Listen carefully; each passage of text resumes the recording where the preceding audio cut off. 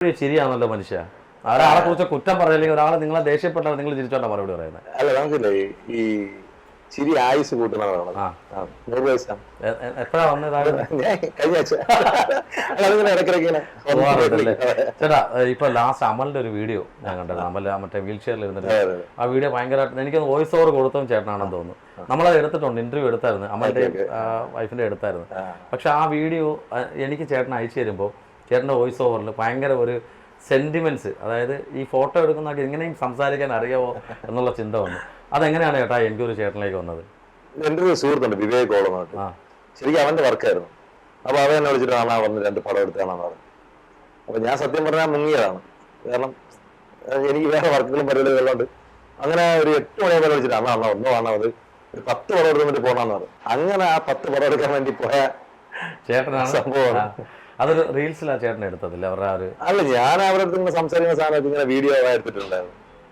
കുറച്ച് ദിവസം കഴിഞ്ഞപ്പോൾ എനിക്ക് അയച്ചു തന്നു. അപ്പോൾ നമുക്ക് ഇങ്ങനെ റീൽസ് ചെയ്യണമെന്നുള്ള ഐഡിയ ഒന്നും ഇല്ലായിരുന്നു. കല്യാണം കഴിഞ്ഞപ്പോൾ 1 മാസം ആവാൻ തോന്നുന്നു. അപ്പോഴാണ് ഇങ്ങനെ ഒരു ദിവസം ഞാൻ നോക്കിയപ്പോൾ അവൻ്റെ വീഡിയോ ഇടുന്നത്, അതെനിക്ക് അയച്ചു തന്നു. അപ്പോൾ ഞാൻ വിചാരിച്ചു എന്തായാലും, കാരണം ഇത്രയും വലിയൊരു പ്രണയമൊക്കെ നാട്ടുകാർ അറിഞ്ഞില്ലേ, പിന്നെ വേറെ പിന്നുള്ളത്. കാരണം അവന്റെ ആ ഒരു അവസ്ഥ കണ്ടിട്ട് അവർക്ക് അവനോട് ഇഷ്ടം തോന്നി. നമുക്കിപ്പോ ഈ സെന്റിമെന്റിലൊക്കെ നമുക്ക് തോന്നും, പക്ഷെ സെന്റി അല്ലേ ഇവർക്ക് തമ്മിൽ. ഇവൻ അവളടുത്ത് ഭയങ്കര ക്രഷ് തോന്നി, അവൾക്കും അതേ ഇഷ്ടം തോന്നി. ശരിക്കും നല്ലൊരു പ്രണയം. ആ പയ്യൻ നല്ല നടക്കുന്നൊരു പയ്യനായിരുന്നു. പിന്നെ നല്ല ആക്റ്റീവ് ആയിട്ടുള്ള പയ്യനായിരുന്നു. ഒരു ആക്സിഡന്റ് അല്ല, മനുഷ്യന്റെ ജീവിതം ഇത്രേ ഉള്ളൂ. ഒരു ചെറിയൊരു കല്ല്, ഒരു നിമിഷം മതി. പക്ഷെ ആ ഫോട്ടോ എടുത്തു കൊടുത്തപ്പോ അവരുടെ ഫേസിലെ ചിരി, ആ പയ്യന്റെ ചിരി ഞാൻ കണ്ടു. അല്ല, ഇതില് ഒരു കാര്യം വെച്ചാലേ, എനിക്ക് ചിരി കൊടുക്കാൻ പറ്റുന്ന വെച്ചാൽ നമുക്കിപ്പോ ഒരാൾക്ക് കാശായിട്ടൊന്നും കൊടുക്കാൻ പറ്റില്ല, വേറെ നമുക്ക് ഒന്നും ചെയ്യാൻ പറ്റില്ല. പക്ഷെ നമുക്കിപ്പോ 2 പടം എടുത്ത് കൊടുക്കാൻ പറ്റും. എന്നെ കൊണ്ട് ചെയ്യാൻ വന്നൊരു കാര്യം അതാണ്. അത് 100% സിൻസിയറായിട്ട് ചെയ്യണമെന്ന് എനിക്കൊരു ആഗ്രഹമുണ്ട്.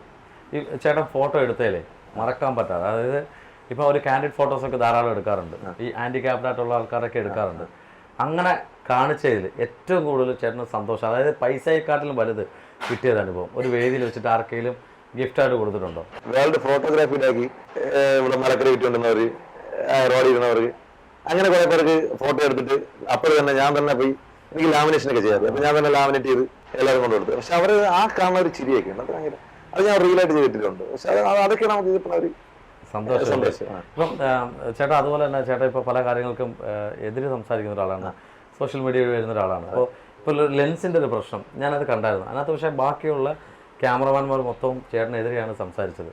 അതെന്താണ് 2 ലെൻസിന്റെ പ്രശ്നം എന്താണ്? അല്ല, അതിന്റെ ഒരു സംഭവം എന്ന് വെച്ച് കഴിഞ്ഞാൽ, ഈ ഒരു തൊഴിൽ ചെയ്യുന്ന ആളിന് ഈ പരസ്പരം അവരായിരിക്കും പ്രശ്നം. സെയിം തൊഴിൽ ചെയ്യുന്ന ആളാണ്. എന്റെ തൊഴിൽ ചെയ്യുമ്പോഴുള്ള ഡീഫോൾട്ട് എന്താണെന്ന് എനിക്കറിയാം. അതായത് ഇപ്പൊ ഞാൻ പറഞ്ഞു വെച്ച് കഴിഞ്ഞാൽ ഒരു 35 ലെൻസ് എന്നുള്ള ലെൻസ് ഉണ്ട്. അതായത് ഒന്നുമില്ല, ഇത്ര ഡിസ്റ്റൻസിൽ നിന്ന് എടുക്കാൻ പറഞ്ഞാൽ നമ്മളിപ്പോൾ ഷൂട്ട് ചെയ്യുന്നത് 50 mm ആണ്. അതെ, അപ്പൊ എന്റെ ക്ലോസ് മാത്രമേ കാണുള്ളൂ. പക്ഷെ നമ്മൾ കുറച്ചുകൂടെ ബാക്കിൽ നിന്നിട്ട് എടുത്താൽ നമ്മൾ 2 കിട്ടും. പക്ഷെ ഇതെന്ന് വെച്ച് കഴിഞ്ഞാൽ നമ്മൾ ഇത്ര അടുത്താണ് താമസിക്കുന്നത്. അപ്പൊ ഒരു കല്യാണ ഫംഗ്ഷൻ നടക്കുന്ന സമയത്ത്, അല്ലെങ്കിൽ ഒരു താലിയിട്ട് നടക്കുന്ന സമയത്ത് ഈ ലെൻസ് ഒക്കെ ഇട്ട് വെച്ചുകൊണ്ട് നിൽക്കുമ്പോൾ പ്രശ്നം എന്ന് വെച്ച് കഴിഞ്ഞാൽ വേറൊരാൾക്കൊന്നും പടം എടുക്കാൻ പറ്റില്ല. ഇനി നമ്മൾ വിളിച്ചിട്ട് കുറെ അതിഥികൾ വരും, ഇവർക്ക് ആർക്കും കാണാൻ പറ്റില്ല, ഫുള്ള് മറഞ്ഞു നിന്ന. അപ്പൊ ഞാൻ പറഞ്ഞു, നിങ്ങൾ ലെൻസ് യൂസ് ചെയ്തോ, പക്ഷെ അത് മറ്റൊരാൾക്ക് ബുദ്ധിമുട്ടില്ലാത്ത രീതിയിൽ നിങ്ങൾ ഉപയോഗിച്ചോ. അല്ലെങ്കിൽ ഇതിനല്ലാത്ത ലെൻസുകൾ ഇഷ്ടം പോലെ ഉണ്ട്, അത് വാങ്ങിച്ചു ഉപയോഗിക്കണം. അപ്പൊ പിള്ളേർ സെറ്റ് പറയും അമ്മാവൻ വസന്ത് വന്നു, ആളുടെ 40 വയസ്സായി, ഇനി അമ്മാവൻ വസന്ത് പറഞ്ഞാൽ കുഴപ്പമില്ല. അല്ല, ഇതൊരു ക്യാമറമാൻ കേട്ടോണ്ടിരിക്കട്ടെ. അല്ല, ആ ലെൻസിന്റെ ഗുണം കുറച്ചൊരു 20 മീറ്റർ അകലെ നിന്നാലും നമുക്ക് ക്ലോസ് എടുക്കാവുന്നതാണ്. അങ്ങനെയല്ല, ഏത് ലെൻസും 8 അടി ഡിസ്റ്റൻസ് തോന്നാലേ നല്ല പടം കിട്ടും. അങ്ങനെയൊക്കെ ഒരു സംഭവം ഉണ്ട്. ഇതൊന്നും അറിഞ്ഞോടല്ലോ, ചുമ്മാ വരുന്നു എടുത്ത് വെച്ചടിക്കുന്നു. അതായത് മുൻഷിപ്പടം പോലെ ഇരിക്കും. അല്ലെങ്കിൽ നമ്മള് ക്യാമറമാൻ പറയട്ടെ അല്ലേ, ശരിയല്ലേ, മുൻഷിപ്പടം പോലെ ഇരിക്കും. മുൻഷിപ്പടം എന്ന് വെച്ച് കഴിഞ്ഞാൽ മറ്റേ പഴയ നമ്മുടെ കാർട്ടൂൺ വരയ്ക്കുന്ന ചുപ്പാണ്ടിക്കില്ലേ, അതുപോലെയൊക്കെ ഇരിക്കും. പക്ഷെ ഇവരൊക്കെ ഇങ്ങനെ ആൾക്കാർക്ക് കാണിച്ചു കൊടുത്ത് ഇപ്പൊ പല കസ്റ്റമറിന് അവരെ ഫേസ് ശുപ്പാണ്ടിയുടെ ഫേസ് പോലെ കാണാൻ ഇഷ്ടമാണ്. അങ്ങനത്തെ ആപ്ലിക്കേഷൻ ഉണ്ട്, അത് മതി അവർക്ക്. ഇപ്പൊ കഴിഞ്ഞ വർഷം ഷാലു പേയാട് എന്നുള്ള വ്യക്തിയെ അറിയാത്ത കുറെ ആൾക്കാരുണ്ടായിരുന്നു. പക്ഷെ അറിഞ്ഞത് ഒരു ചർച്ചയിലൂടെ, ഒരു ഫേസ്ബുക്കിലൊരു ചർച്ചയിലൂടെ, അല്ലെങ്കിൽ സോഷ്യൽ മീഡിയയിലെ ഇന്റർവ്യൂയിലൂടെയാണ് അറിഞ്ഞത്. ചില ആൾക്കാരുടെ ചില കോൺട്രവേഴ്സീസിലൂടെയാണ് ഷാലു പേയാട് എന്നുള്ള ഒരാൾ അറിഞ്ഞത്. പ്രിയദർശൻ സാറിൻ്റെ ഏറ്റവും പെറ്റാണെന്ന് അറിഞ്ഞത്, പല സിനിമയിലെ പല ആൾക്കാരുടെയും ഏറ്റവും പെറ്റാണെന്ന് അറിഞ്ഞത്. പക്ഷേ സീരിയസ്ലി ഞാനും അന്നാണ് അറിയുന്നത് ഇങ്ങനെ ഒരു ക്യാമറമാൻ ഉണ്ട് എന്നുള്ളത്, കണ്ടിട്ടുള്ളത്, ഞാൻ കേട്ടിട്ടുണ്ട് പേര്. പക്ഷെ അന്ന് ആ ചർച്ചയിൽ ഒരാളുടെ കാര്യം എന്തായിരുന്നു കേട്ടോ? അല്ല, അത് സംഭവം വെച്ചാൽ ഈ നമുക്കിപ്പോ എന്താ പറയാ, എല്ലാ സാഹചര്യവും അനുകൂലമായിരിക്കില്ല. തുറന്നു പറയാൻ ബുദ്ധിമുട്ടുണ്ട് ഒന്നുമില്ല. നമുക്കിപ്പോ എല്ലാ സാഹചര്യങ്ങളും അനുകൂലമായിരിക്കില്ല.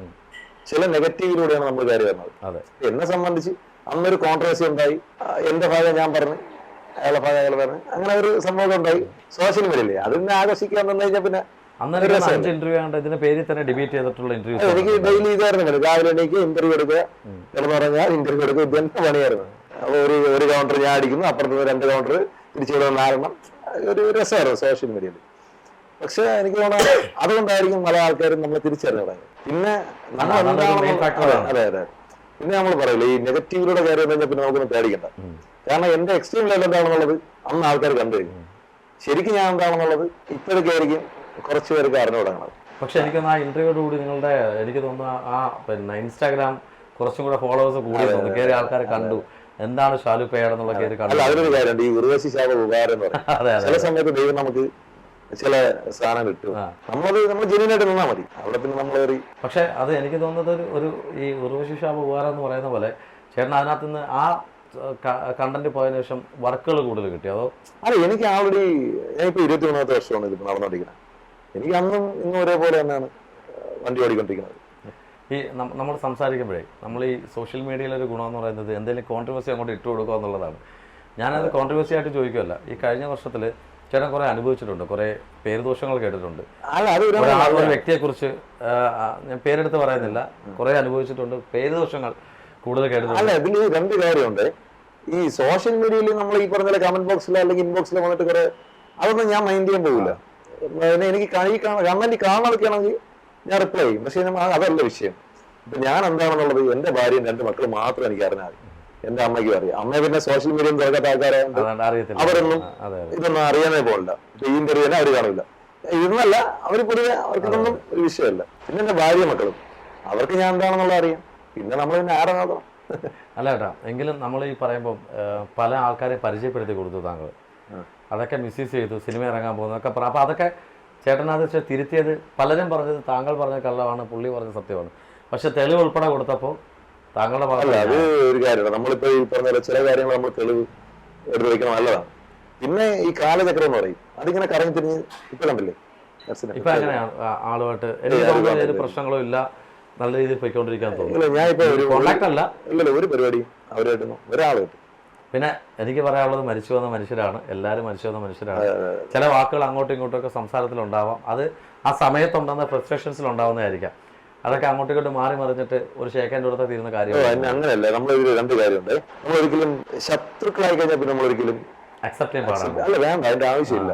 കാരണം ഒരിക്കൽ ഉപദ്രവിക്കുന്ന ഒരാൾ പിന്നെ എപ്പോഴും ആ ഒരു മൈൻഡ് കീപ്പ് ചെയ്തുകൊണ്ടുപോകുന്നത് അത് ഉറപ്പാണ്. എന്റെ അനുഭവത്തിൽ അങ്ങനെ. പക്ഷെ ഇനി അങ്ങോട്ടും ഇങ്ങോട്ടും ഒന്നുമില്ല, ഒന്നും വേണ്ട, ഇങ്ങോട്ട് വന്നാൽ ഒന്നും വേണ്ട. ഇപ്പൊ ഞാൻ അത്യാവശ്യം ചാളം ചോറും കഴിച്ച് ജീവിച്ചു പോകണം. എനിക്കത് മതി. എനിക്ക് ബിരിയാണി കഴിക്കാൻ ആഗ്രഹമില്ല.